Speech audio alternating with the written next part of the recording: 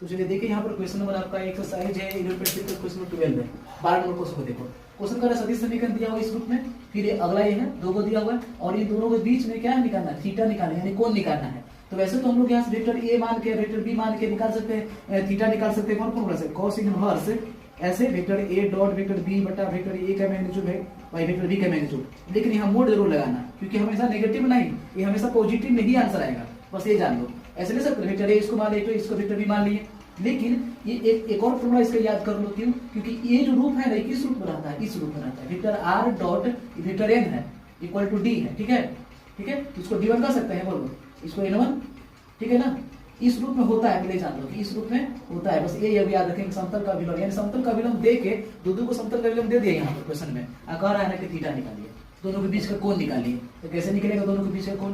तो बस यहाँ से हम कह सकते हैं कि vector N, vector E R है डॉट, फिर वेक्टर n1 है इक्वल टू d1 है, फिर वेक्टर आर डॉट वेक्टर, यहाँ देखो वेक्टर लगा हुआ इस पे n2, यहाँ d2 है। अब इन दोनों के यानी कि इतना और इतना के बीच का कोण, इतना के बीच का कोण अगर निकालना है मान लो, तो फॉर्मूला कौन लगाना, ये वाला cos q बराबर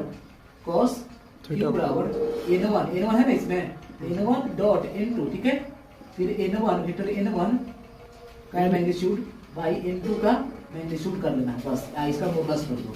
तो देख लो कुछ n1 का मान कितना है, देख लो यहाँ से ये हो गया n1 का मान, सुना रहा है ना। n1 का मान कितना हो गया, n1 का मान यहाँ लिख दो 2i प्लस में 2j माइनस में 3 का, ठीक है। n2 का मान कितना है 3i माइनस में 3j प्लस में 5k। अब देखो तो यहाँ लिख लो जल्दी से, 2 में 3 से कर ले, डॉट निकाले, गुना करना है। 2 तिहाई 6, 3 5 15 माइनस 15। इसका देखिए तो 2 का स्क्वायर प्लस 2 का स्क्वायर प्लस माइनस में 3 का स्क्वायर, रूट में कर लेंगे ऐसे, ठीक है। फिर रूट में क्या कर लेंगे, 3 का स्क्वायर प्लस 3 का स्क्वायर प्लस 5 का स्क्वायर, यहाँ माइनस में 3 हो जाएगा।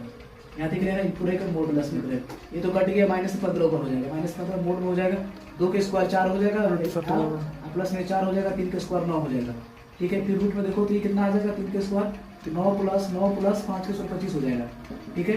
ये देखो तो यहाँ कितना माइनस 15 हो जाएगा ना, और 4 4 8 8 9 17, रूट 17 हो जाएगा ये। और ये रूट में कितना हो जाएगा 9 9 18, 18 में 15 रूट 43, रूट 43 को गुना कर दो जल्दी से, 17 3 51, 17 3 51 हो जाएगा, 17 4 68 हो जाएगा, ठीक है। यानी 700 8 5 13 731 हो जाएगा, यानी माइनस में तो क्या हो जाएगा फिर प्लस में हो जाएगा। तो 15 बटा रूट अंदर कितना 731 हो जाएगा। अब यहाँ देखो तो थीटा, इधर खाली थीटा रहेगा, इधर क्या आ जाएगा cos इनवर्स। यहाँ तो cos थीटा था, cos q कर सकते हो, यहाँ cos q था, ठीक है।